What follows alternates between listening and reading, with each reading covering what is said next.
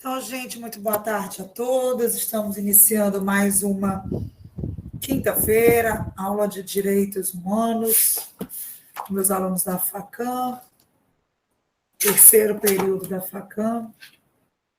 Nossa aula que começa às 14h10 até às 17 horas, correto? Pedi para vocês colocarem o nome de vocês lá no chat, para fins de registro de presença, para que a gente não perca tempo em eu ter que estar fazendo a presença nominal de 1 a 1. Então, para mim, fica melhor vocês coloquem lá o nome completo no chat, que aí no final eu pego, faço um relatório. Na verdade, converto as mensagens, a gente em relatório, e a gente pode se utilizar dessa ferramenta tecnológica para fins de chamada, tá? Então, quem ainda não colocou o nome completo lá, por gentileza, coloque. Só fazendo um retrospecto, na nossa aula passada, estava olhando aqui, até onde que nós fomos, né? Então, eu alimentei lá o sistema com os slides da nossa aula do dia 18 de fevereiro, quinta-feira passada. E, pelo que me consta, nós vimos a conceituação de direitos humanos, estávamos na aplicação da dignidade da pessoa humana na Constituição Federal, procede? E o último artigo foi o 226, parágrafo 7º. Veja lá para mim.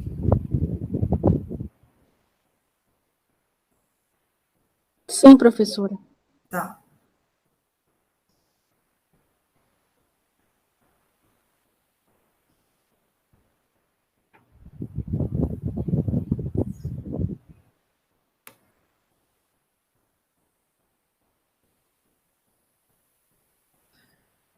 Então, vamos lá. Gente, dando continuidade à nossa aula, e que na semana passada a gente conseguiu traçar, então, o que vem a ser a conceituação de direitos humanos, eu trouxe aqui um vídeo para vocês, para que vocês possam assistir esse vídeo de 3 minutos, é da ONU, e eles vêm tentando conceituar também, só que uma forma mais dinâmica, né, através do vídeo, o que vem a ser. Então, deixa eu compartilhar minha tela aqui com vocês, para eu colocar o vídeo.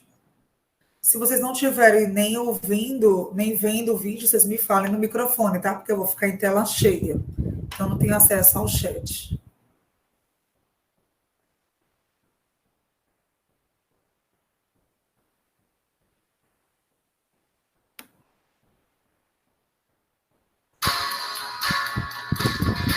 Você já pensou sobre o que todas essas pessoas têm em comum? Homens e mulheres, crianças e idosos, homossexuais e heterossexuais, índios e negros, orientais e brancos, pedestres e ciclistas, jogadores de futebol e advogados. Sim, nós temos muitas diferenças, mas também temos todos algo em comum. Somos todos seres humanos. E apesar de diferentes, somos todos livres e iguais, sem distinção de sexo, cor, raça, religião, orientação sexual e opinião política. E por isso devemos ser respeitados e protegidos. Afinal, todos nós temos direitos. Mas nem sempre foi assim. Nossos direitos foram conquistados com muitas lutas. Lutas que atravessaram gerações. Muitos homens e mulheres contribuíram para as conquistas e os direitos que temos atualmente. E hoje, eles estão inscritos e registrados na Declaração Universal dos Direitos Humanos. Os direitos humanos são universais. Isso quer dizer que valem para todos e todas. São também indivisíveis, porque temos o direito a todos os direitos. E também são interdependentes, ou seja, um direito não existe sem o outro. Temos direito à vida digna, à liberdade, à segurança. Temos o direito de nos expressarmos. Temos o direito de não sermos presos sem motivos e de termos um julgamento justo. Temos o direito de ir e vir. Temos direito à educação, à saúde, ao trabalho decente. Temos direito de escolher que religião seguir. Muitos desses direitos ainda não são assegurados hoje em dia. E muitas pessoas não têm conhecimento sobre eles, não têm acesso e não os questionam. Nossos direitos podem parecer apenas palavras no documento, mas são muito mais do que isso. São esses direitos que possibilitam que você exerça seu poder de escolha, de expressão e de decisão. Os seus direitos têm sido respeitados?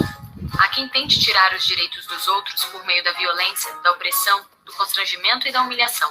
E os direitos que são violados no presente comprometem o futuro de um país, de seus cidadãos e cidadãs. Por isso, fique ligado, denuncie, cobre e, claro, sempre respeite os direitos das demais pessoas. Garantir que os direitos humanos sejam efetivos e respeitados é responsabilidade de todos nós. Vamos juntos fazer disso uma realidade?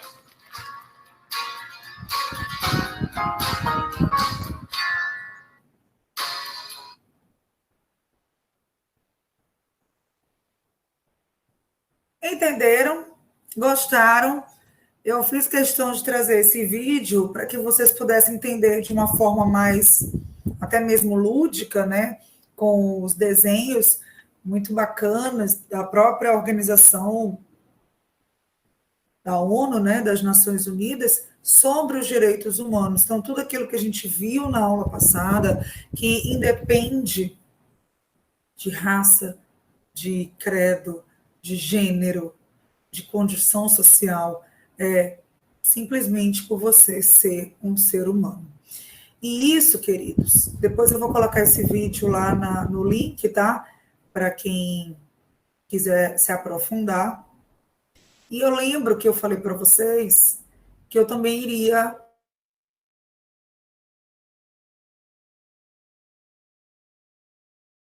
cana de proteção dos direitos humanos, tá? Então, o que vem a ser esse sistema interamericano de proteção? Eu não sei se vocês viram, mas no vídeo apareceu quem? Quem foi do Brasil que apareceu lá? Apareceu tanta gente boa, né? Vocês viram qual foi a brasileira que apareceu lá? Ao lado de, eu acho que tinha Gandhi, tinha outros. Maria da Penha.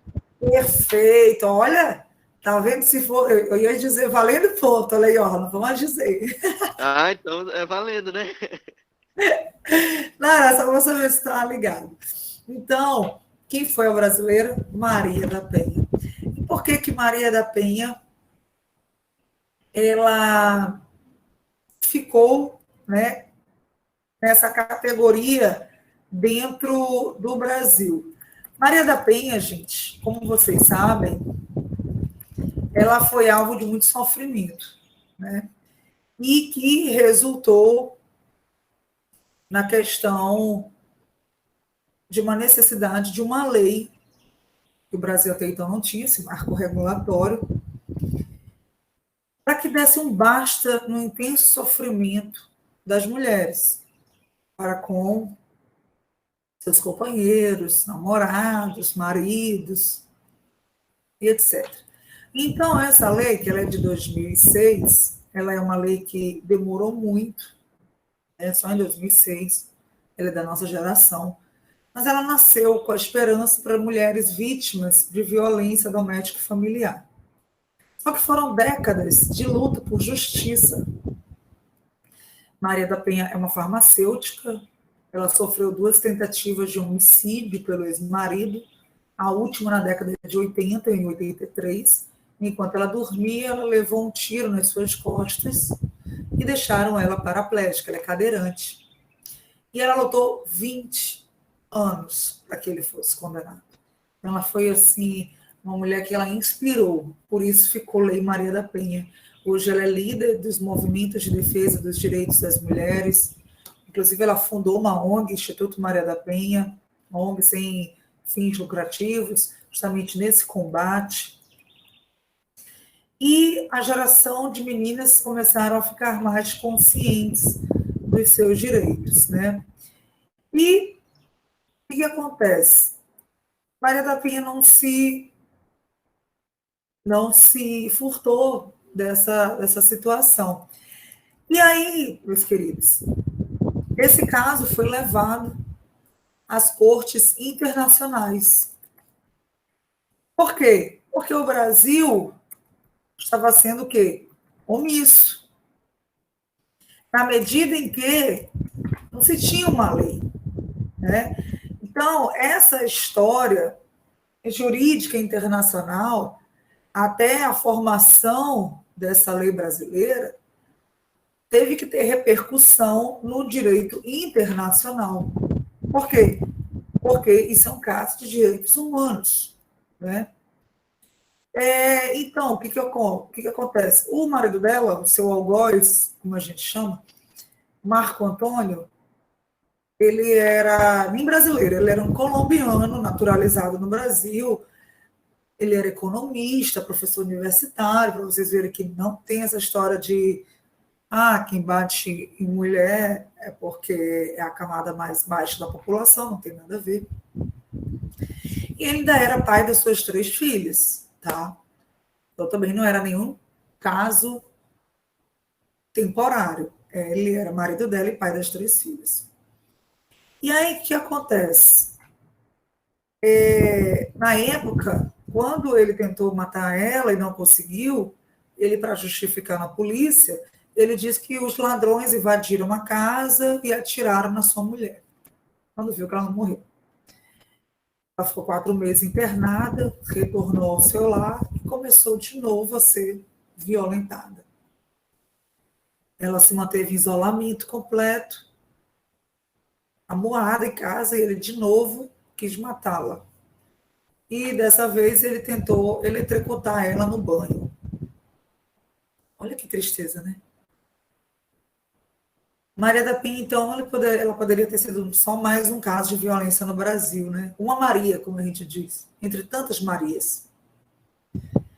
Só que ela fez a sua história de sofrimento um grito de justiça. Então, ela entra na justiça, ele foi a júri 2 vezes, os advogados conseguiram anular o julgamento, e, na sequência, ele foi condenado a 10 anos. Acabou recorrendo e passou só 2 anos preso. E aí, o que aconteceu? Essa decisão, que foi uma decisão muito pequena perante todo o crime que ele cometeu, ficar só 2 anos preso, deixou a moça cadeirante, deixou ela eletrocutada, vilipendiada nos seus direitos humanos. Então, foi feita uma denúncia perante o Centro de Justiça pelo Direito Internacional, pelo Comitê Latino-Americano e do Caribe para a Defesa dos Direitos da Mulher e pela própria vítima, a OEA, que é a nossa Comissão Interamericana de Direitos Humanos das Organizações dos Estados Americanos. Essa denúncia de Maria da Penha para a OEA é que se consagra um marco, porque ela coloca quem? O Brasil como omisso. Então, queridos, foi a primeira vez que a OEA ela recepcionou uma denúncia de violência doméstica. Quando foi em 2001, a OEA ela responsabiliza o Brasil, o Estado brasileiro, por omissão, negligência e tolerância. Considerou que esse caso ele era um caso que tinha que ter uma punição maior, mas a necessidade de uma lei. Na verdade, ele não tinha uma punição maior porque ele não tinha uma lei adequada. Então, essa lei Maria da Penha, ela não veio de mão beijada para nós mulheres. Foi fruto de uma denúncia na OEA, ou seja, uma repercussão de caso elevada a nível internacional. Bom, após, então, feita essa recomendação à OEA, é que o governo federal, através da Secretaria de Políticas para as Mulheres, fez uma proposta de lei e encaminhou para o Congresso Nacional. E veio justamente a proposta desse projeto de lei, e isso ali em 2005, inúmeras audiências públicas foram convocadas, contou com a intensa participação de muita gente de movimentos sociais e resultou na Lei 11.340 de 2006. Então, o que eu quero mostrar para vocês é que o caso Maria da Penha demonstra a pressão externa para transformar a atuação legislativa de um país. Foi preciso ela se constranger internacionalmente, assim como o Brasil, que sofreu a punição, né, de infringir uma convenção de direitos humanos. Então, se faz necessário nós tratarmos, inclusive, para que vocês possam ter acesso ao regulamento da Corte Interamericana. Eu vou colocar também lá no nosso mural esse regulamento, tá? Mas eu quero botar aqui para vocês o link para vocês abrirem junto comigo, por gentileza. Oi. Caso que se tornou também internacional por causa da violação dos direitos humanos foi o caso daquela menina Malala, eu acho, o nome dela. Malala, que até apareceu no vídeo, viu? Vi sim, é por isso que eu me lembrei, porque ela, na tentativa de ter o seu direito de ter acesso à educação, ela foi baleada na cabeça, passou por diversas cirurgias, e foi um caso que se tornou internacional. Ela chegou a dar uma palestra na ONU mesmo. Foi um caso que foi 2015, não lembro a data exata, mas foi um caso bem grande. Isso.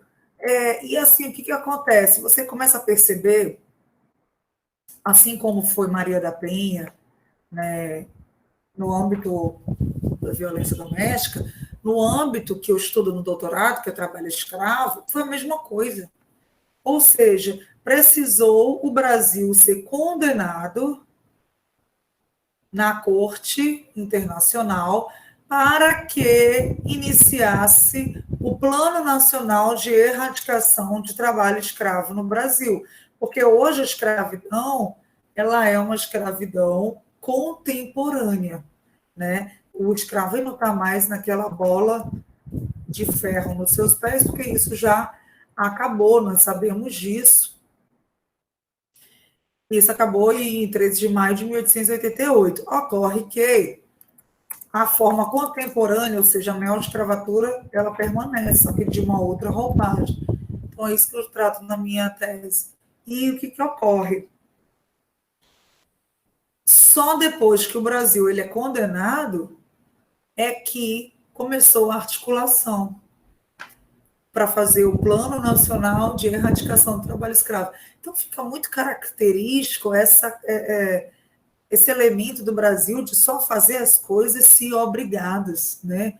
Isso é muito triste para o Brasil, da gente fazer as coisas somente se obrigadas. Não deveria ser assim, né? Não deveria o Brasil precisar ser condenado para criar uma lei que protege as mulheres. Quer dizer, somente em 2006 é muito recente, não é verdade? Vocês já conseguiram ter acesso ao regulamento?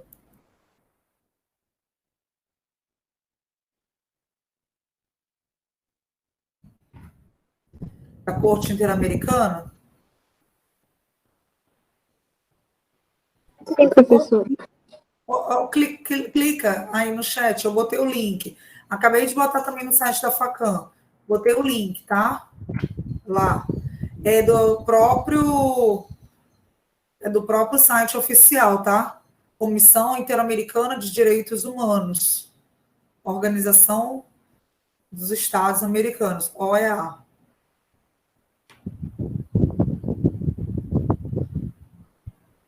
Certinho? Conseguiram?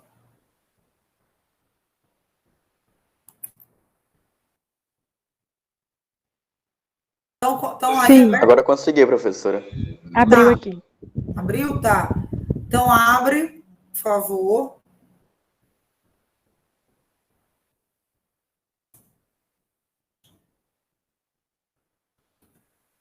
Eu estou botando também aqui o vídeo que eu passei ainda agora. O que é? Não, o vídeo é Direitos Humanos, da ONU.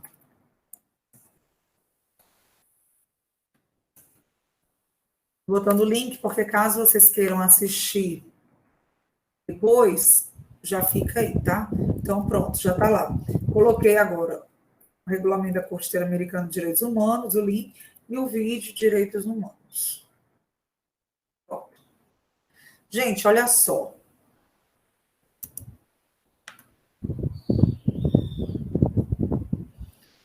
Só apresentar aqui para vocês a tela, para vocês verem junto comigo.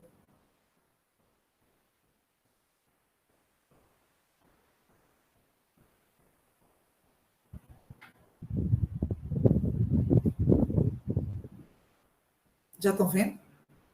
Ah, não.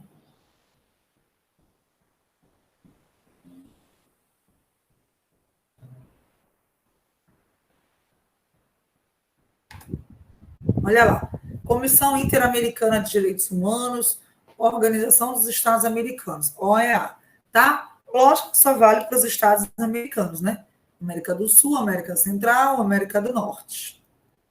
Então, esse regulamento ele foi aprovado em 2000 e teve uma atualização em 2003. Qual é o objetivo? O objetivo é regular a organização e o procedimento da Corte. E pode adotar outros regulamentos que sejam necessários, tá?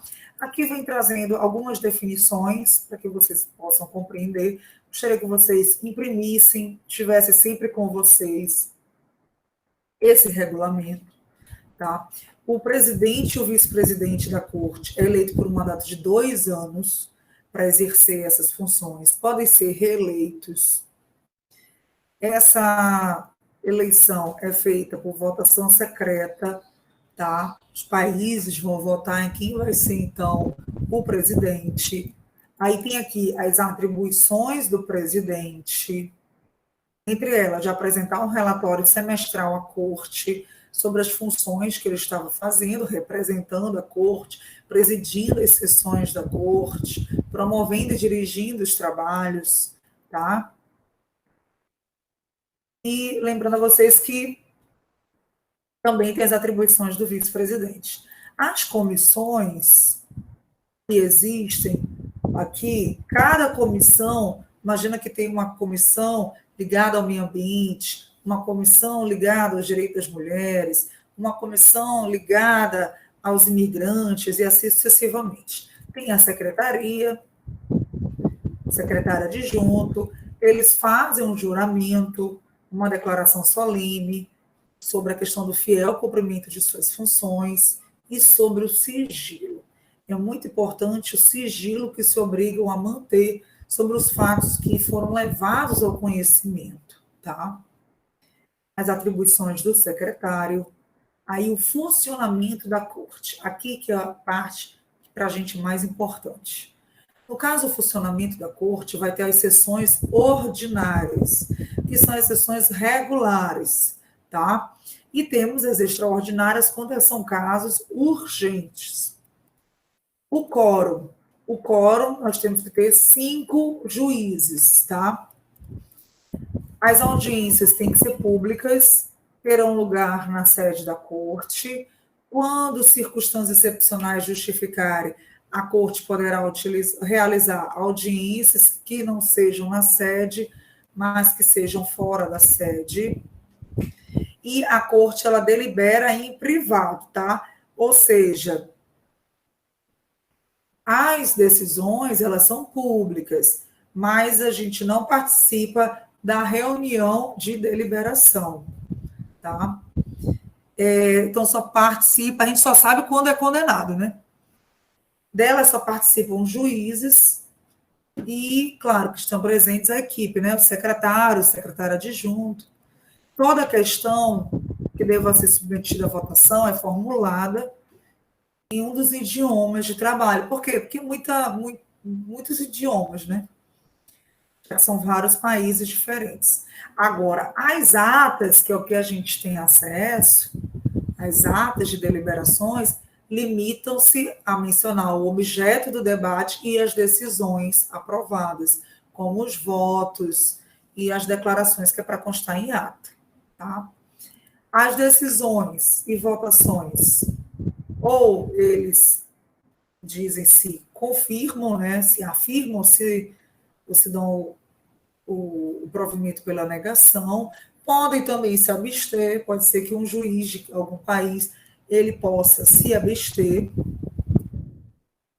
Então, passando aqui, tem os juízes ad hoc, que é o que eles convocam de outros países, impedimentos, escusas e inabilitações, que vem explicando, do processo. Os idiomas oficiais da corte são, então, espanhol, inglês, português e francês. Bruna, francês? Na América? Gente, lembra que tem países que falam francês. Rapaz, esse menino, sinceramente, esse menino é brilhante, esse menino é nota 10. Esse menino merece, no dia do juízo final, ser lembrado o nome dele, se ele precisar daquele meio ponto. Rapaz, gostei de ver. Gostei de ver. Isso mesmo, Guiana Francesa. Duvido se vocês sabiam, só ele que sabia, né não? Ou não, todo mundo sabia?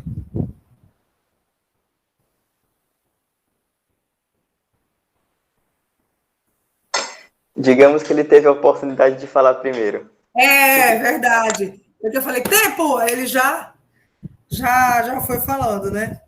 Gente, então, perguntando agora para vocês, já que a gente falou da sede, onde fica a sede da Corte Interamericana de Direitos Humanos?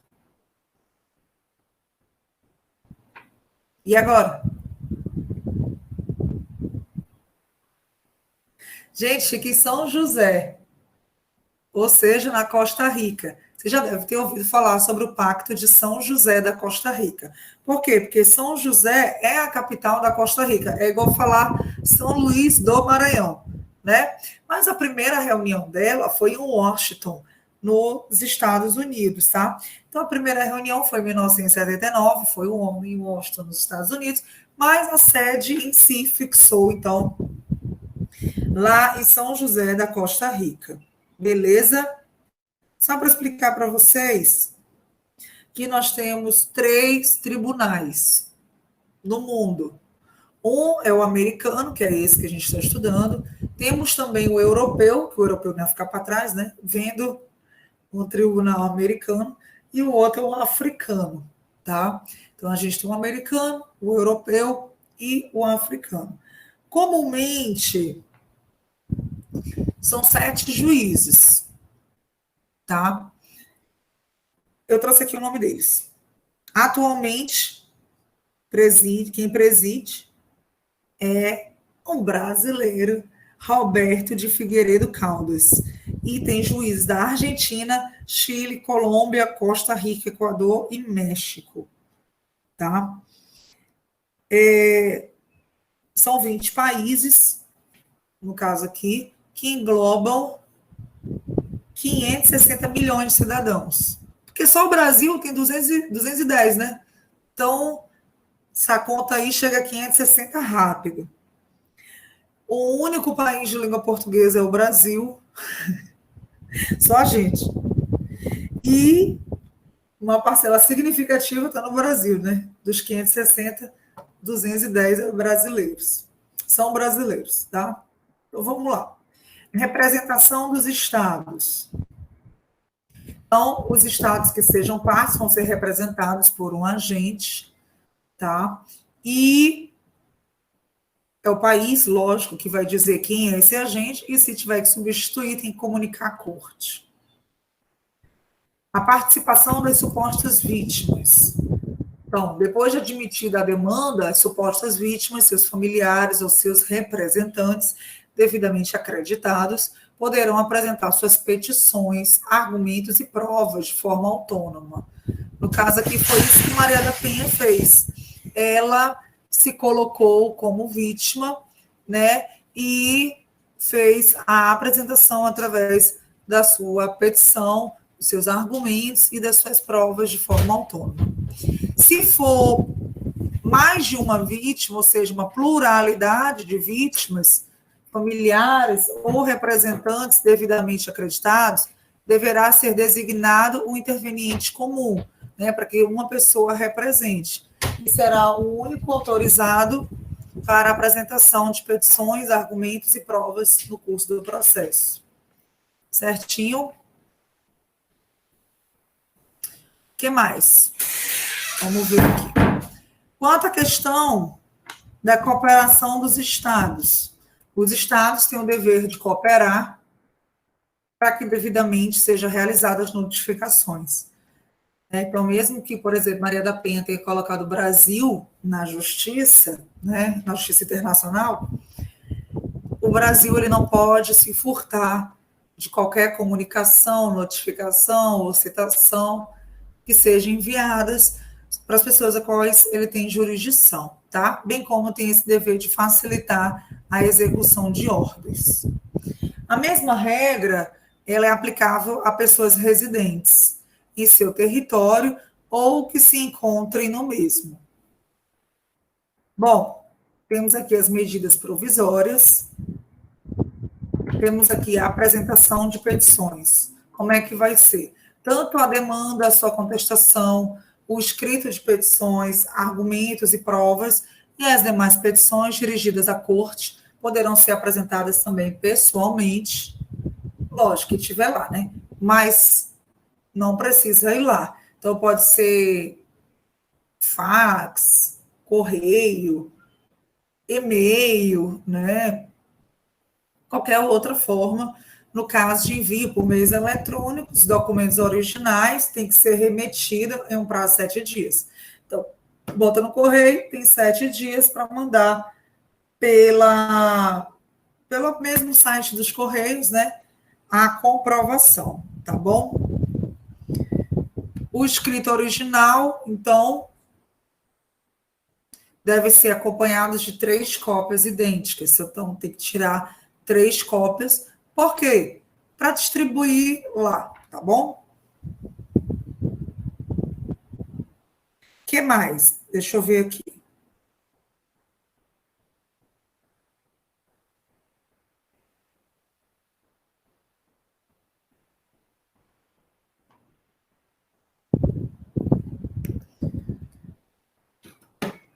A questão do procedimento por não comparecimento ou falta de uma atuação.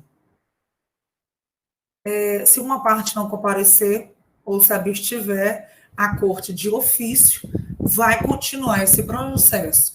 Não é porque o Brasil ele finge que nada está acontecendo, por exemplo, que não vai continuar o processo.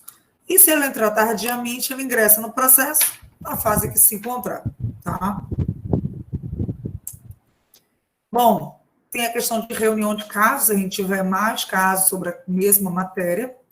As decisões são de competência exclusiva da corte. A publicação delas ocorre, né, através da publicação das suas sentenças, incluindo os votos, as atas das audiências, ou seja, todo documento considerado conveniente. Tá? Vai ser publicado no idioma de trabalho que for utilizado. E o procedimento escrito começa aqui no artigo 32. Início do processo. É feito perante a Secretaria da Corte. E a petição, como é a petição? Vocês que vão ser futuros peticionários da Corte Interamericana de Direitos Humanos. Vamos lá. Lê para mim os 3 requisitos que tem que conter na petição. Professora. Pode ler. Tá. Artigo 33, petição inicial da demanda. A petição inicial da demanda inicial indicará os pedidos incluídos os referentes a reparações e custas, as partes no caso, a exposição dos fatos, as resoluções de abertura do procedimento e de admissibilidade da denúncia pela comissão, as provas oferecidas com a indicação dos fatos sobre os quais as mesmas versarão, a individualização das testemunhas e peritos e o objeto de suas declarações, os fundamentos do direito e as conclusões pertinentes. Além disso, a comissão deverá indicar o nome e o endereço do denunciante original, bem como o nome e o endereço das supostas vítimas, seus familiares ou seus representantes devidamente acreditados no caso de ser possíveis. Isso. Os Isso. nomes dos Que agentes mais? ou dos delegados. Terceiro, o nome e endereço dos representantes das supostas vítimas e de seus familiares. No caso de que esta informação não seja assinalada na demanda, a comissão será a representante processual daquelas como garantidora do interesse público sobre a Convenção Americana, de modo a evitar a falta de defesa das mesmas. Perfeito.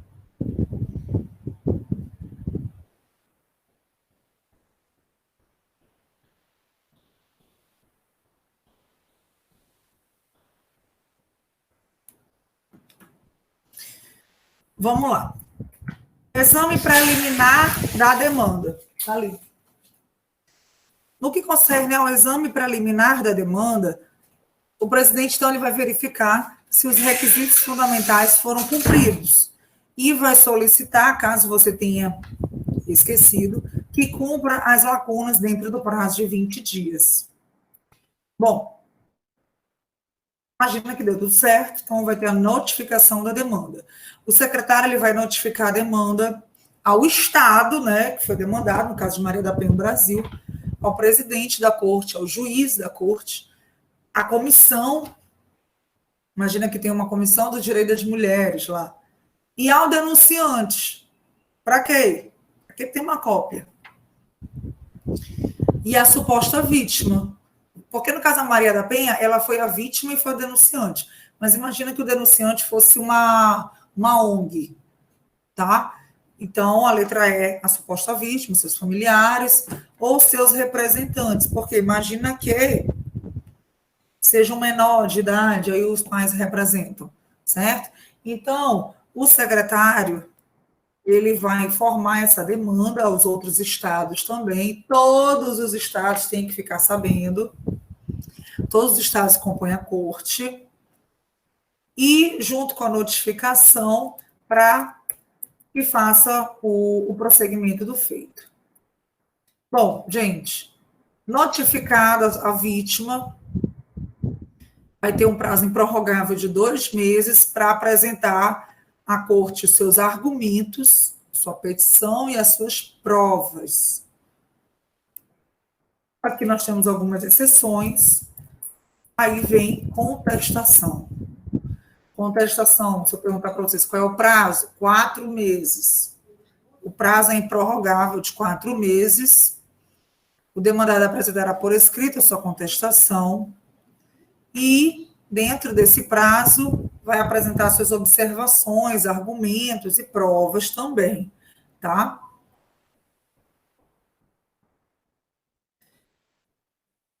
Bom, contestar a demanda e antes da abertura do procedimento oral, as partes poderão solicitar a realização de outros atos. Nesse caso, o presidente, ele fixa prazos para a apresentação desses respectivos documentos. Imagina que um vídeo, um áudio, algo também nesse sentido, tá?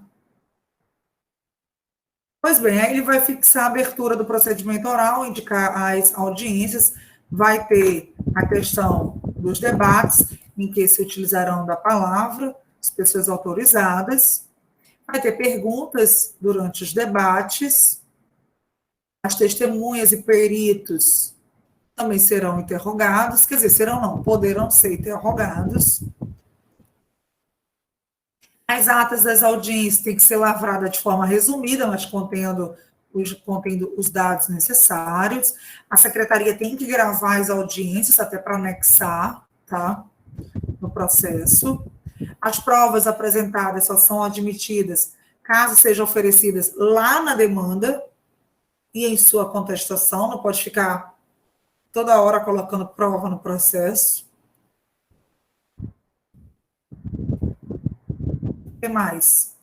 Tem algumas medidas de ofício que a corte poderá fazer, como toda prova que se considere útil, aí de ofício a corte pode instruir, não é as partes, tá? Pode requerer das partes fornecimento de alguma prova que esteja a seu alcance, ou uma explicação, uma declaração, ou solicitar a qualquer entidade ou autoridade um relatório, um parecer sobre determinado item. Bom, esse relatório, se a corte não autorizar, não pode ser publicado. A parte que propuser a prova vai arcar com o ônus financeiro também, se tiver. Vai também determinar a citação de testemunhas e de peritos.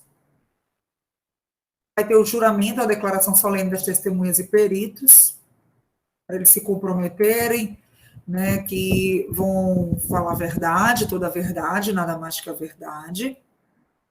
Pode ter impugnação de testemunha, mas ainda assim a corte pode considerar útil ouvir a título de informação uma pessoa que esteja sendo impedida de depor como testemunha. Pode ter impugnação do perito, o prazo é 15 dias da notificação da designação, mas lembrando sempre que as questões de impugnação cabem à corte. Temos proteção de testemunhas e peritos, então os estados não podem processar testemunhas e peritos, nem fazer represálias contra os mesmos ou seus familiares por motivo de suas declarações ou laudos apresentados à corte. Quanto à questão do não comparecimento ou falso depoimento, a corte vai dar conhecimento aos estados, dos casos em que as pessoas convocadas a comparecer ou depor não compareceram, se recusaram, sem um motivo legítimo, ou houverem violado o juramento ou a declaração.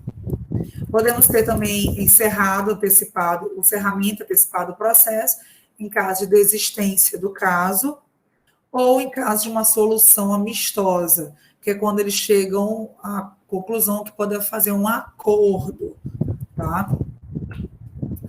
Ou pode ter prosseguimento do exame do caso. Aí vai ser através de sentença. A sentença conterá os fundamentos, a identificação das partes, uma relação dos atos e a decisão sobre o caso, o pronunciamento sobre as reparações, o resultado da votação, e cabe ao juiz que houver participado o direito de acrescer ao seu voto, caso tenha algo mais para acrescer. Jordana, boa tarde. Só lembrando que a aula começa às 14h10. Tá? No que concerne a sentença, se for de reparação, também pode ter a questão de que as partes podem ter chegado a um acordo no cumprimento dessa sentença, e aí a corte tem que ser informada. No pronunciamento e comunicação da sentença, como eu expliquei lá no início, que a corte ela delibera em privado, mas aprova a sentença, e essa sentença que é publicada, que a gente fica sabendo, tá? Mas enquanto as próprias partes não souberem da sentença, isso permanece em segredo. Por quê? Porque, primeiro, quem tem que saber do que está acontecendo são as partes, tá? Essas sentenças têm que ser assinadas por todos os juízes que participaram da votação e pelo secretário, mas se tiver a maioria assinada, ela já é válida. Votos têm que ser fundamentados, seja dissidentes ou concordantes, têm que estar lá, assinados pelos juízes que os sustentam, e os originais ficam nos arquivos da corte, e o que os outros recebem são as cópias certificadas. Pedido de interpretação de sentença.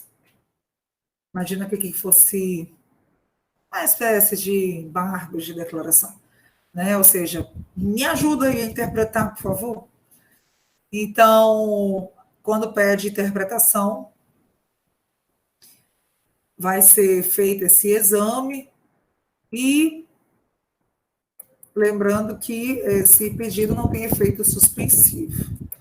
Existem pareceres também consultivos, tanto da interpretação da convenção, imagina que um Estado não está entendendo determinado artigo da Convenção Americana de Direitos Humanos, e o que acontece? Ele pode pedir um parecer com perguntas específicas. Olha, gostaria de entender 1, 2, 3, ou seja, perguntas específicas em relação às quais pretende-se obter o parecer da Corte. As solicitações de parecer consultivo apresentadas por um Estado-membro pela comissão deverão indicar as disposições cuja interpretação está pedindo ali para ser solicitada. E quanto à interpretação de outros tratados, aí tem que identificar, né, qual tratado que você se refere para formular as perguntas específicas que dão origem à consulta. Interpretação de leis internas, a mesma coisa. No que concerne ao procedimento, o secretário envia a cópia, mesma coisa, a todos os estados, a comissão, ao presidente, secretário, aos órgãos, e fixa um prazo para as pessoas poderem colocar suas observações.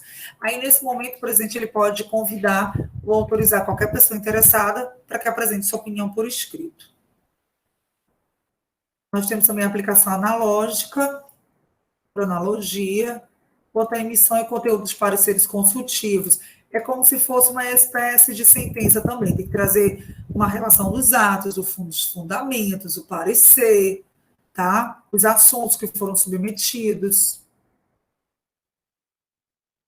Temos as disposições finais, que são as emendas, que esse regulamento ele pode ser emendado quando tivermos maioria absoluta dos juízes.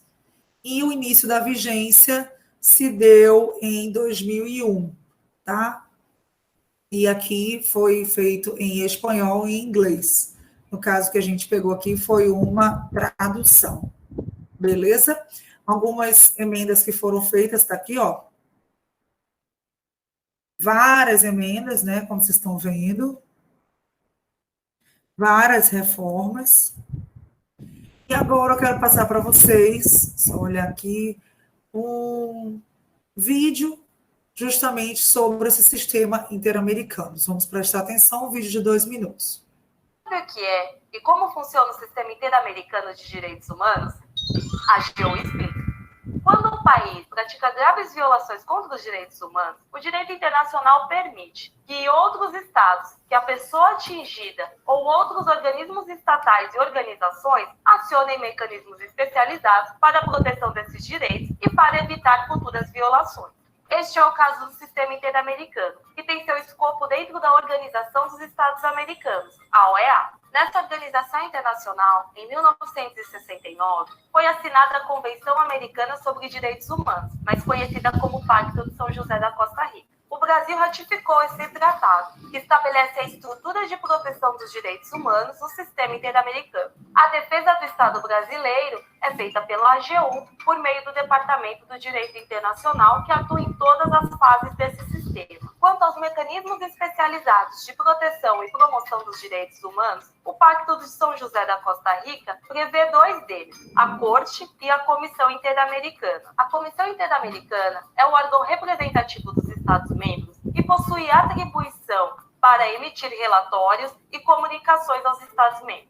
Ela também poderá receber denúncias ou petições apresentadas pelo indivíduo que teve seus direitos violados ou por quem o represente. Dentre os casos mais conhecidos envolvendo o Brasil na Comissão Interamericana, podemos citar os casos Maria da Penha, Carandiru e Candelária. Admite-se a solução amigável de um caso que esteja na Corte.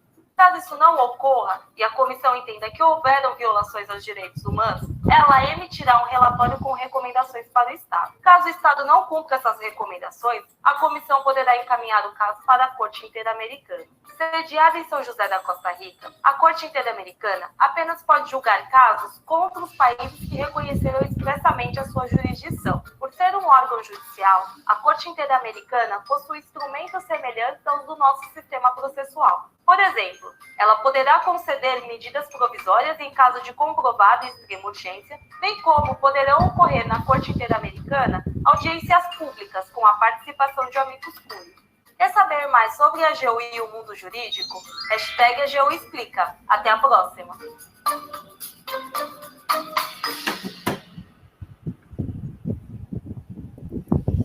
Quando a gente olha esses vídeos, fica mais fácil da gente entender, né?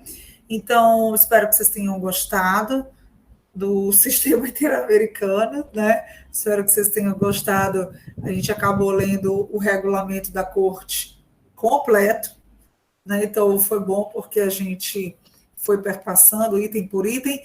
E eu pergunto a vocês: dúvidas?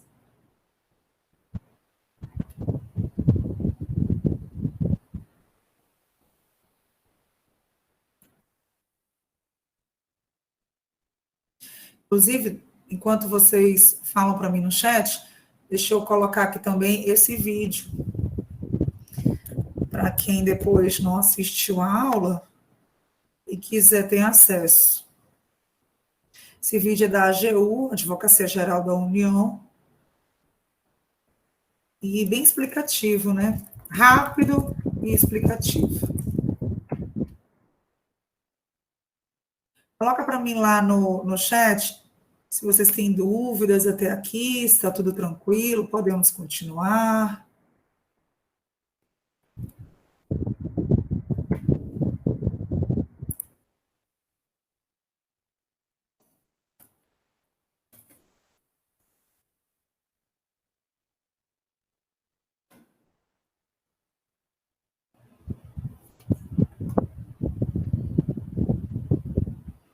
Pronto, acabei de colocar. Veja para mim se também está constando lá na plataforma, tudo direitinho.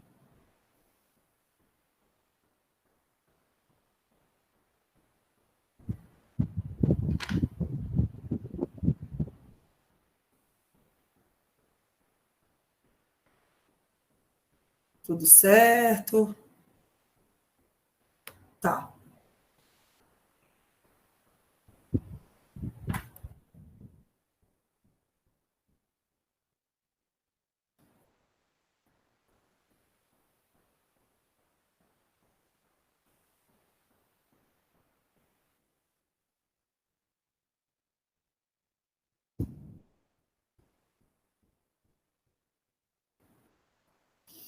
Então, gente, só resumindo aqui para vocês, para ficar mais fácil de entender.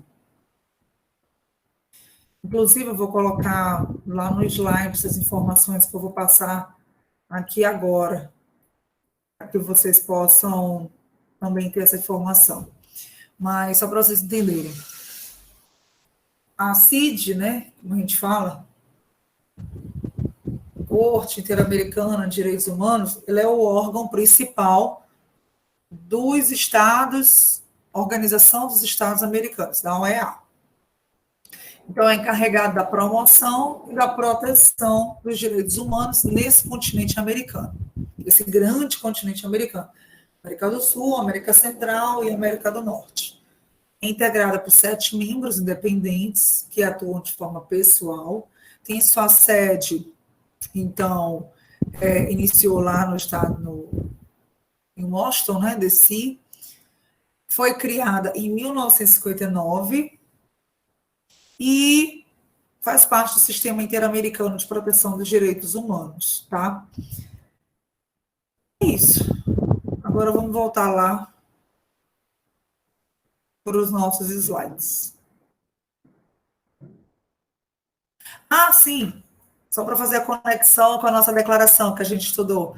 Tudo isso iniciou com a aprovação da Declaração Americana dos Direitos Humanos Universal do Homem, que foi feita em 1948, em Bogotá, que foi que a gente estudou logo no primeiro dia de aula, tá? Pronto, agora sim.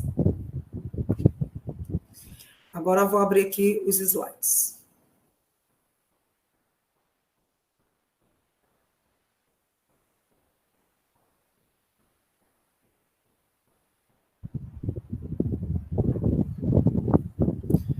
Então, deixa eu só compartilhar aqui a tela.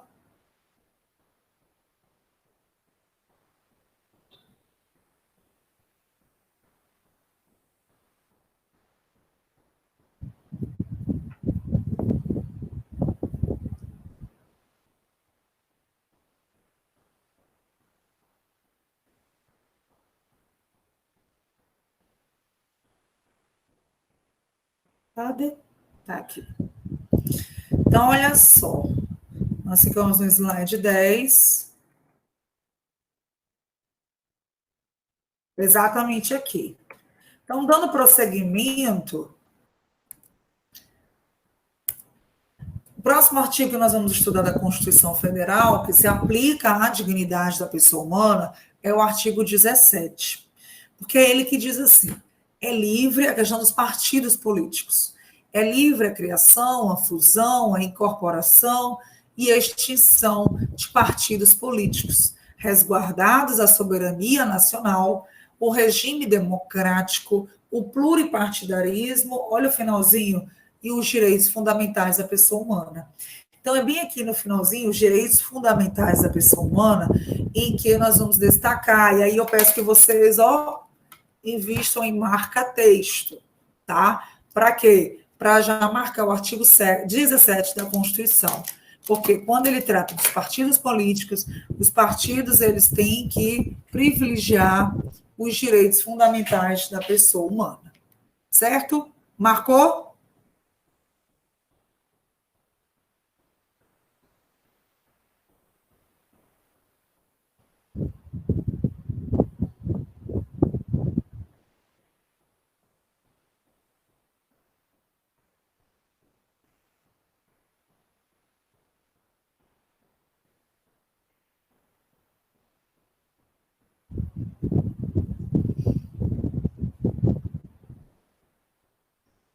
Vamos para o próximo. O próximo, lá na Constituição, que fala de defensoria pública. É o artigo 134. Vamos ler.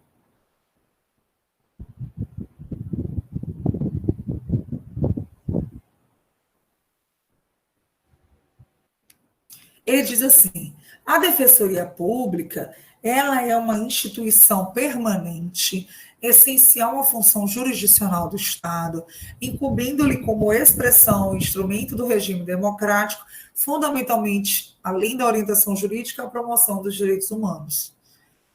Faz parte da defensoria pública promover os direitos humanos. E a defesa em todos os graus, tanto judicial como extrajudicial, dos direitos individuais e coletivos, de forma integral e gratuita aos necessitados. Vocês devem conhecer, ou já ouviram falar, do papel importante que é a Defensoria Pública para aquelas pessoas que não podem pagar advogados, né? Então, a Defensoria Pública, ela atua de uma forma muito voltada para os direitos humanos. Desde a população carcerária a mais pessoas que se sentem prejudicadas nos seus processos por não ter um aparato de um advogado privado, né, um advogado particular. Alguém quer dar alguma opinião, quer falar sobre isso?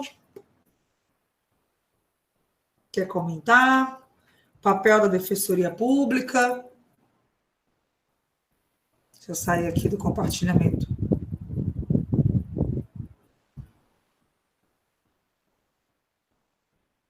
Estão muito caladinhos. O que foi, hein? Ninguém participando na aula. Todo mundo quieto.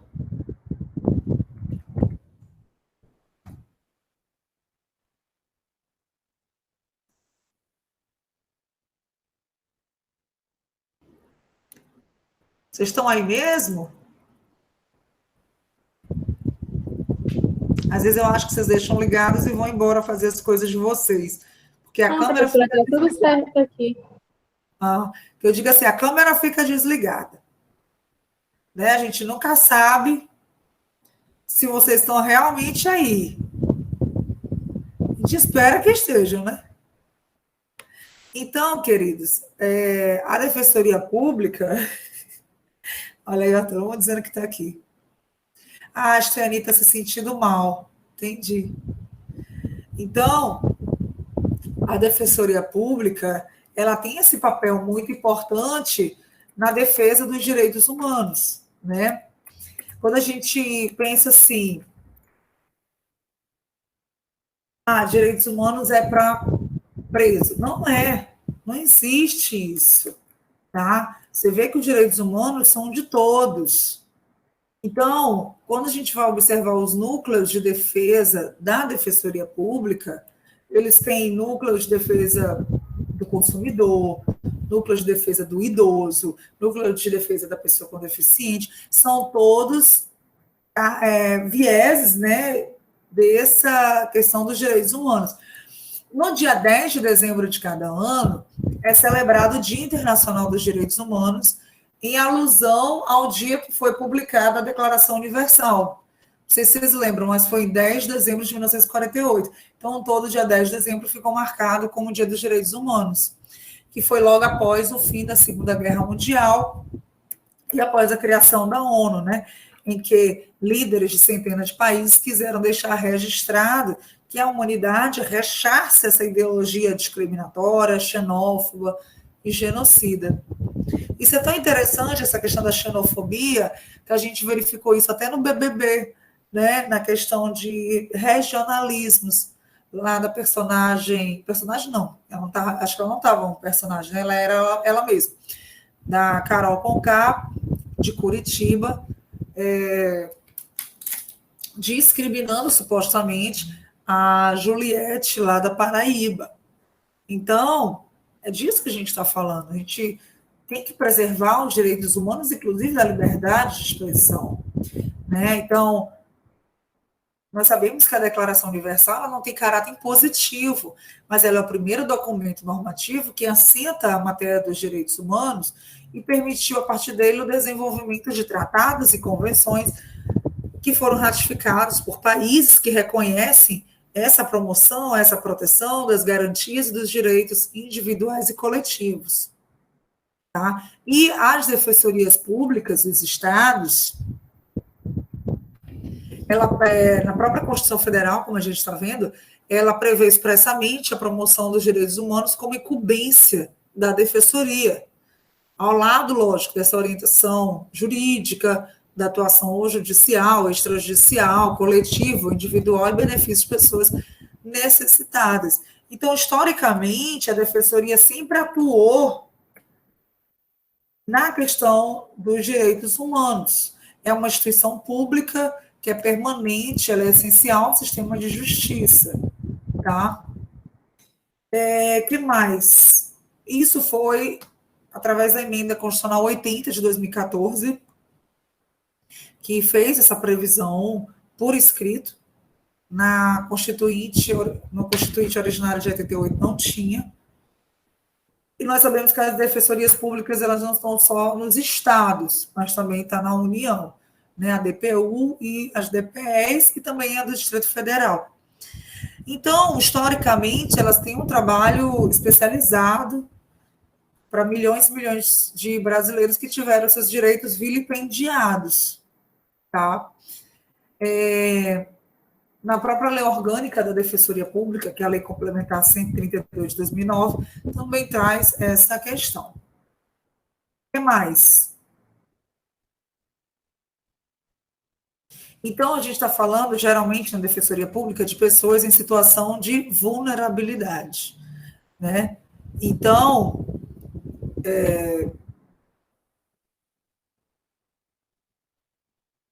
esse é o resumo que eu queria trazer para vocês de defensoria. Voltando lá para os nossos slides.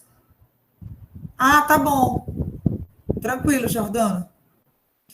Voltando lá para os nossos slides.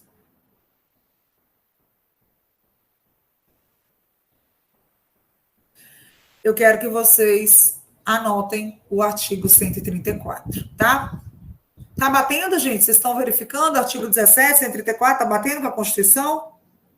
Sim, professora. Tá.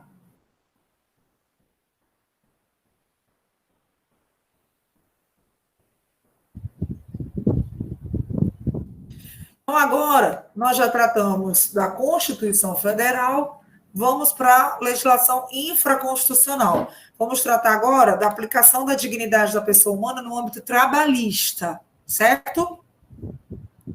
Então, anotem lá, acabou a Constituição Federal, agora no âmbito trabalhista. Primeira coisa que nós vamos tratar no âmbito trabalhista é a questão do HIV, tá? Em que muitas pessoas discriminam as outras por conta do HIV. E o Tribunal Superior do Trabalho, ele trouxe a seguinte informação, que presume-se discriminatória a despedida de empregado portador do vírus HIV, e não só HIV, pode ser qualquer outra doença grave, que suscite estigma ou preconceito. E que esse ato é considerado inválido. E que o empregado ele tem direito à reintegração no emprego. Por quê? Direitos humanos. É a súmula 443 do TST. Súmula, gente, é uma orientação jurisprudencial, né? Então, assim como nós temos as leis, como o Poder Judiciário não pode fazer lei, porque quem faz lei é o Poder Legislativo, os ministros do STF, do STJ, do TST, do STM, que é o Superior Tribunal Militar, eles fazem súmulas. Que são as decisões que eles já estão reiteradamente tratando nos tribunais. Então, essas súmulas estão lá no final do vadimécum de vocês. Essa aqui é do Tribunal Superior do Trabalho, TST, de número 443. Veja lá para mim, por favor, no seu vadimécum, se ela está vigente, se está direitinho, se está batendo. Olha lá para mim.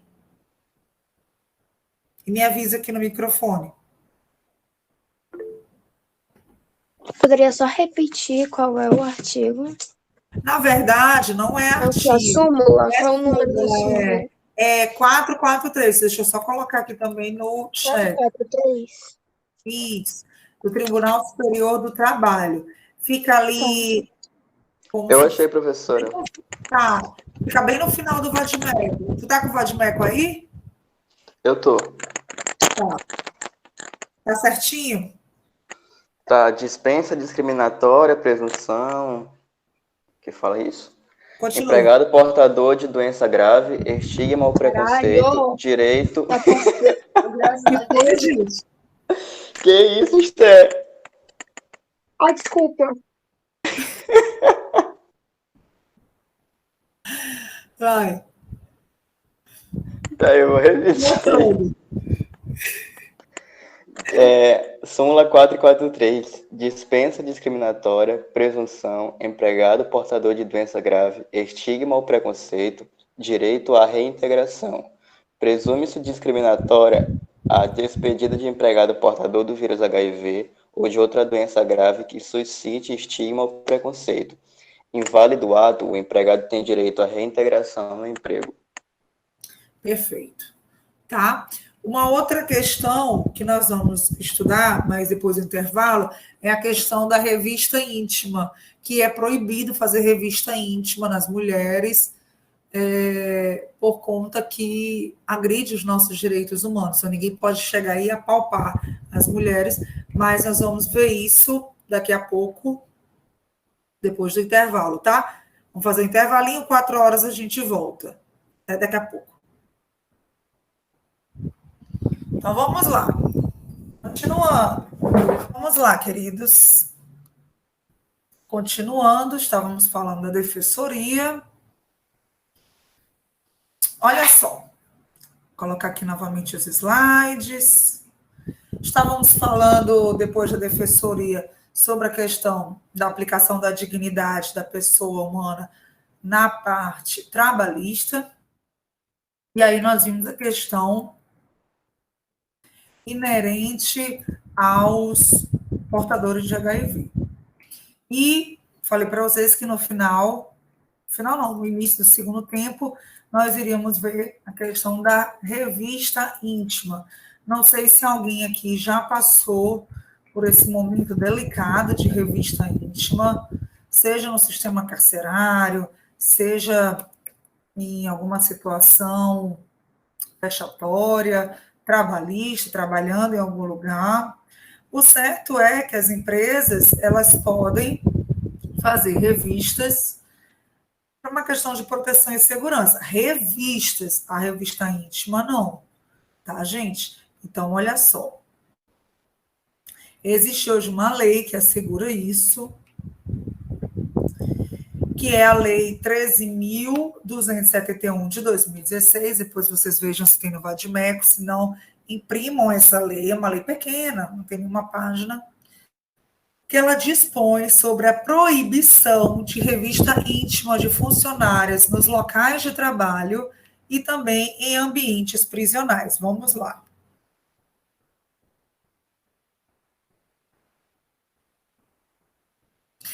Diz assim o artigo 1º. As empresas privadas, os órgãos e entidades da administração pública direta e indireta ficam proibidos de adotar qualquer prática de revista íntima de suas funcionárias e de clientes do sexo masculino. Então, veja, no momento em que eu estou colocando aqui a administração pública direta e indireta, aqui entra também o sistema carcerário. Nós sabemos que não é assim na vida real, né? Quem aqui já frequentou o sistema carcerário sabe que a pessoa tem que ficar nua, de cócoras, e muitas das vezes até mesmo com o espelho embaixo da parte íntima, e tossir 2, 3 vezes para saber se vai ali expelir alguma droga, algum elemento perfuro cortante, alguma coisa, algum celular que você está tentando adentrar. Então, pela lei, isso fere os teus direitos humanos, tá? Então, é proibido fazer revista íntima em funcionário e de clientes. Então, pode botar câmera, pode tomar quaisquer outras medidas, mas a revista íntima, ela é totalmente vexatória, tá? Então, não pode apalpar, nem pedir para tirar a calcinha. Principalmente essas lojas de joias, eles olham a bolsa, isso pode. O que não pode é a revista íntima e nem ter câmera, por exemplo, no vestiário ou no banheiro. Alguém aqui conhece algum caso que já ouviu falar de revista íntima? Fala para mim no microfone.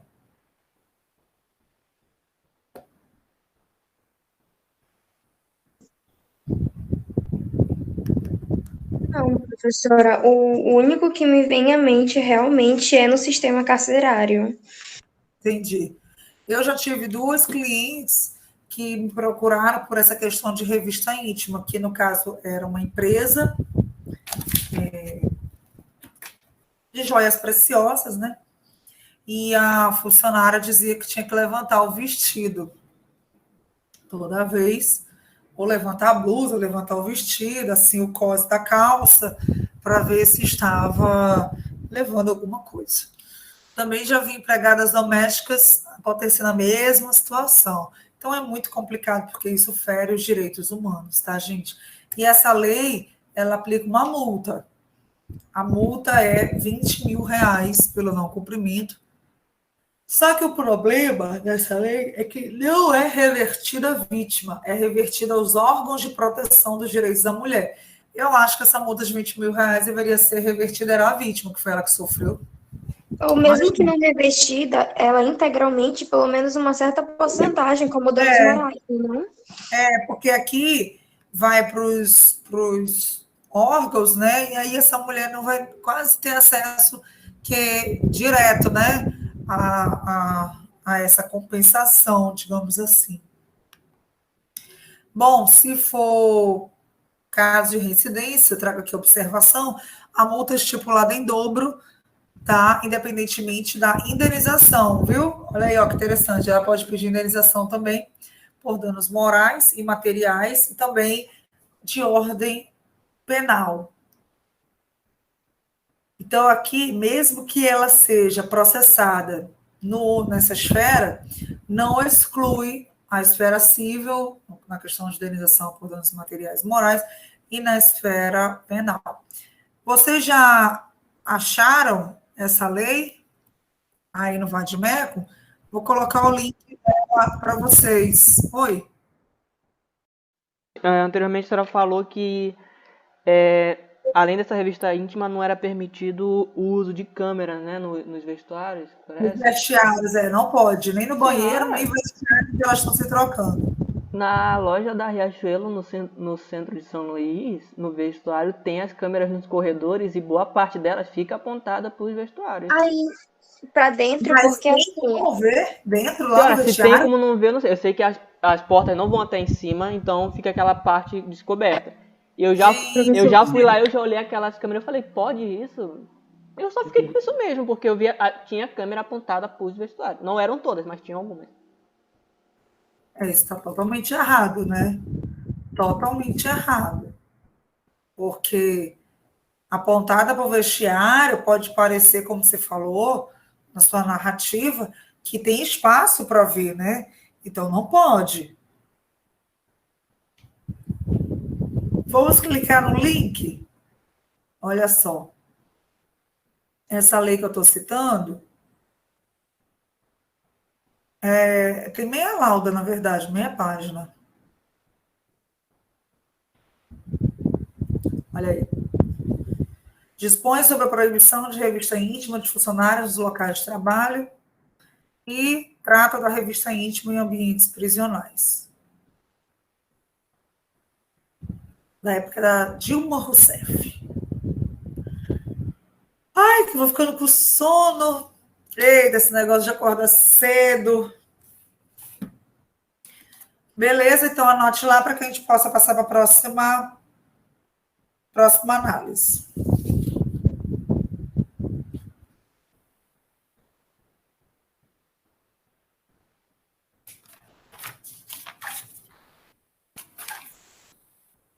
aqui, professora, acabei de achar, tem sim no nosso Vadimeco.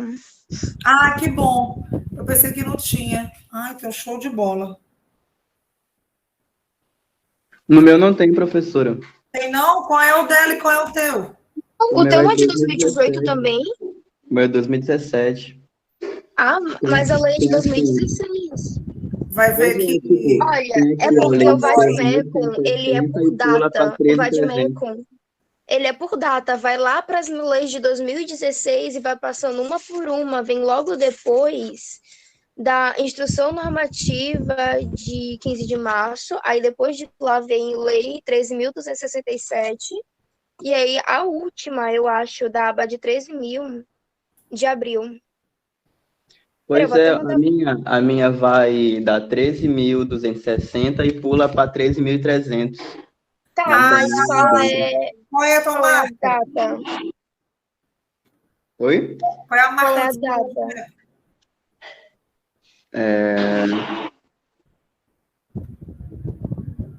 Rapaz, eu não sei.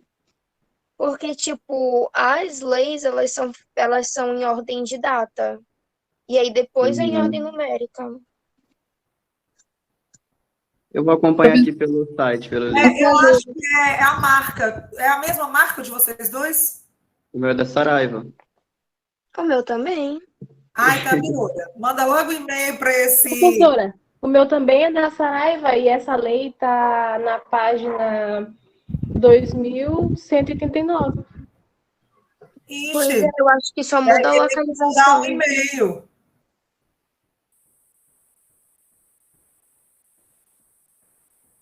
Marcelo, qualquer coisa, manda foto lá no grupo de o que tu tá Beleza. vendo.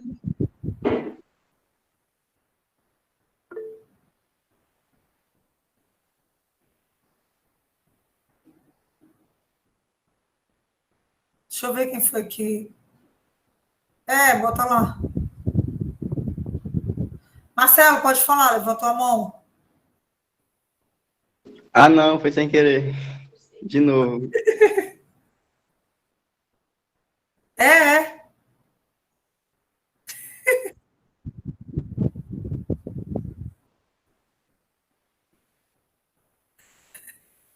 Ah, que bom, né? Pelo menos a nossa aula é dinâmica. Beleza?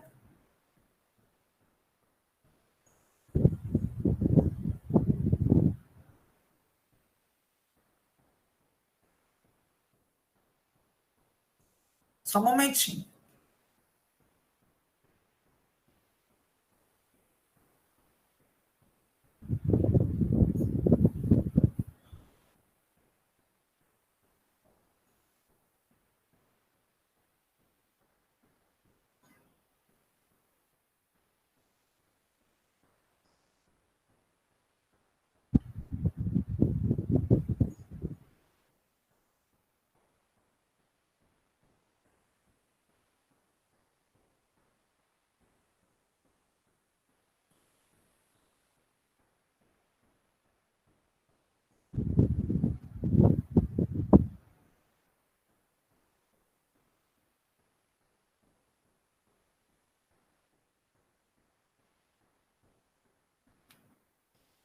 Então, olha só, queridos. Continuando. Vou botar aqui os slides.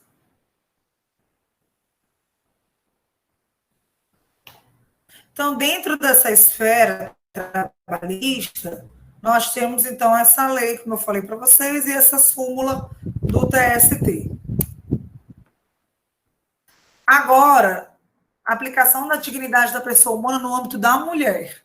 Ou seja, vamos ver agora artigos de leis que foram acrescentados no Código Penal para proteger as mulheres, principalmente. Que são crimes, como a gente diz na nossa era, né? Que são crimes digitais, tá? Então, o crime de pornografia da vingança, ele é um crime digital. Por quê? Imagina só que a mulher, ela não quer, muitas das vezes, se expor, né, numa relação íntima, sexualmente, e aí o homem vai e diz, não, deixa eu gravar, só para quando eu sentir saudades, eu ver e tal. É a mulher, às vezes, sem graça, deixa. O que acontece? Ele vai e, não satisfeito com o término da relação, o que ele faz? Joga lá no grupo do WhatsApp. E a mulher é exposta. Isso a gente chama de vingança, né? Pornografia da vingança. Vamos ler o artigo 218C? Alguém lê para mim, por favor? Vamos lá, no Código Penal. Artigo 218-C. Oferecer, trocar, disponibilizar, transmitir, vender ou expor à venda, distribuir, publicar ou divulgar por qualquer meio, inclusive por meio de comunicação em massa ou sistema de informática ou telemática, fotografia, vídeo ou outro registro audiovisual que contenha cena de estupro ou de estupro de vulneráveis ou que faça apologia ou induza sua prática, ou, sem o consentimento da vítima, cena de sexo, nudez ou pornografia. Aí a pena. Pena, reclusão de 1 a 5 anos, se o fato não constituir crime mais grave. Exatamente. Então, perceba que eu quero que você marque com marca-texto ali, ó, sem o consentimento da vítima. Por quê? Porque se ela deixou, né, você botar lá no grupo, vai que você queira, né, likes, curtidas, sei lá. Tem gente que trabalha com o corpo, né? Então, sem o consentimento da vítima, cena de sexo, nudez ou pornografia, certo? Professora, Oi, pode falar. não precisa ser nem questão de like, mas sim botar no grupo do amigo para elevar o ego da pessoa, para sair com o melhorzão, essas coisas. Que muitos fazem, né? Pode ser. Boa ideia. E aí você vê que o legislador, ele fala um monte de verbos. Oferecer, trocar, disponibilizar, transmitir, vender, expor à venda, distribuir, publicar, divulgar. Olha esse divulgar. Por qualquer meio, pode ser grupo de WhatsApp, hoje é meio de comunicação de massa, ou sistema de informática ou telemática, fotografia, vídeo ou outro recurso audiovisual. Aqui também fala sobre estupro, mas no final fala cena de sexo, nudez ou pornografia. Esse artigo, o 218C, foi incluído pela Lei 13.718 de 2018. Essa aqui vocês não precisam ter, não, porque ele já alterou o artigo 218C do Código Penal, tá bom? Então, hoje é reclusão de 1 a 5 anos. Isso se o fato não constitui crime mais grave. Bruna, como é que faz o consentimento da vítima? Cara, grava um vídeo, pede para ela assinar em algum lugar. Agora imagina a cena, né? Lá no motel, querida, só um momentinho, você pode aqui falar para mim que você aceita? Quem é que vai fazer isso, gente? Mas tá aí à disposição, se quiser. Então, imagina, o cara já vai preparado com um contrato na bolsa. Não, pode ser até numa folha de papel, né? Aí ele fala, desculpa, só um minutinho antes, poderia, por favor, assinar que você tem pleno consentimento de tal realização? Isso aí é 50 tons, tem no filme. 50 tons de cinza, né? Professora. Oi. Me veio uma curiosidade aqui, porque eu me lembrei de uma coisa. Quando a senhora está falando, né, que tem gente que trabalha com o corpo, o que mais eu vejo no Twitter são garotas que vendem packs, que são várias fotos do corpo delas e tal. E elas vendem isso, beleza, tranquilo. Quem sou eu para julgar? Aí, isso não é porque elas vendendo delas mesmas. Não é essa questão, não. Calma.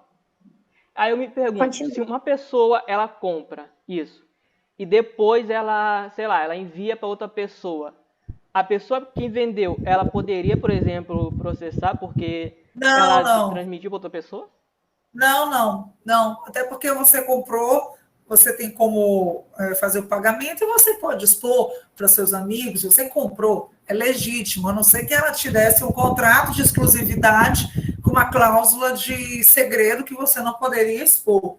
No momento que você comprou, pronto, você não teve nenhum tipo de cláusula que você tem que clicar lá no computador, que ela pede a privacidade do que ela está te vendendo, não há problema nenhum, tá?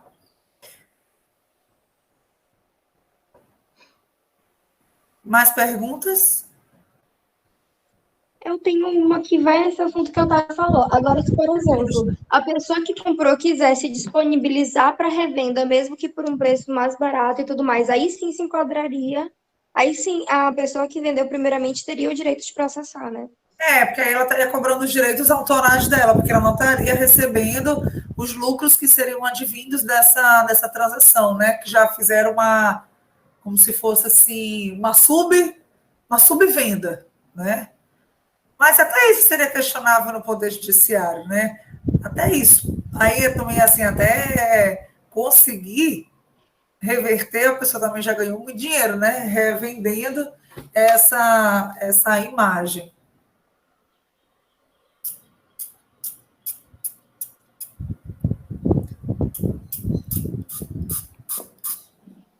Gente, observação.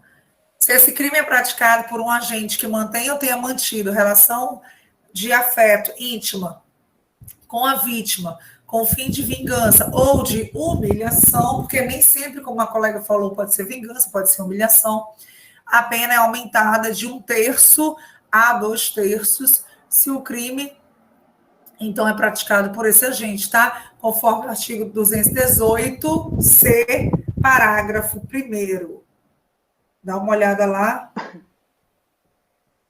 218C, parágrafo 1º do Código Penal. Beleza? O próximo é o crime de registro não autorizado à intimidade sexual. Lembra que eu disse para vocês que o cara tira foto lá no motel e depois passa no grupo do WhatsApp? Agora, o simples tirar foto já é crime.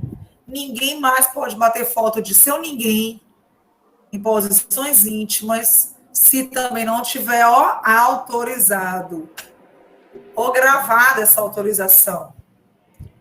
tá? Então, o crime de registro não autorizado da intimidade sexual, que é o artigo 206b, foi incluído pela Lei 13.772 de 2018, tá? É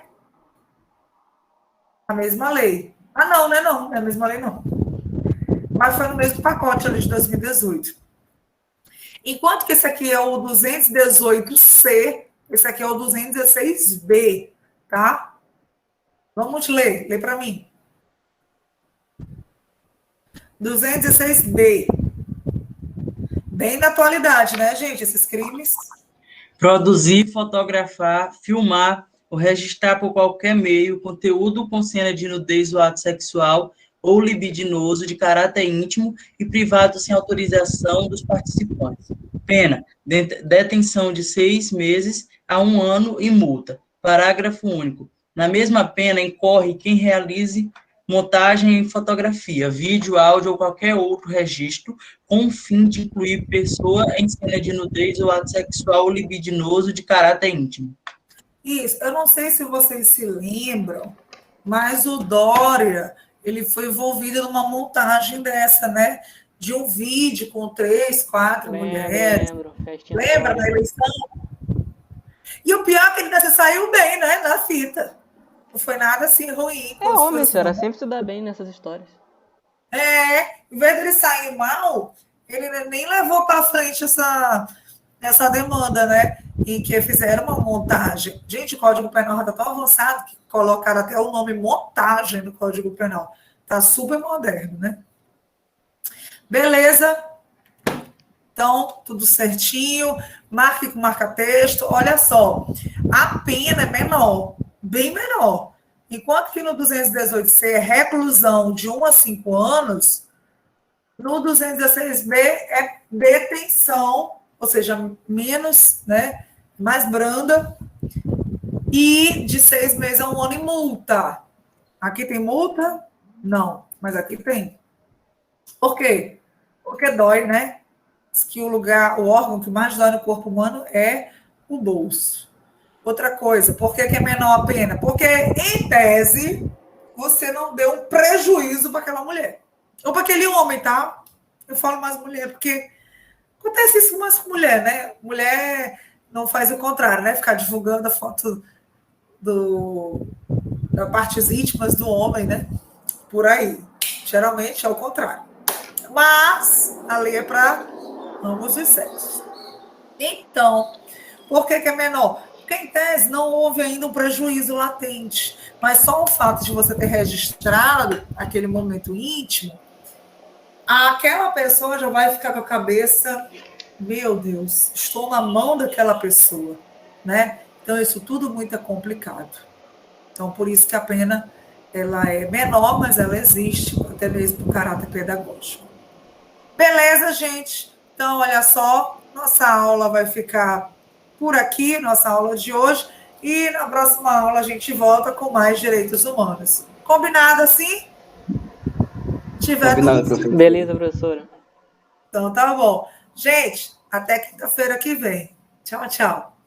Até. Tchau, professora. Tchau. Tchau. Vou botar os slides lá daqui a pouco. Ok.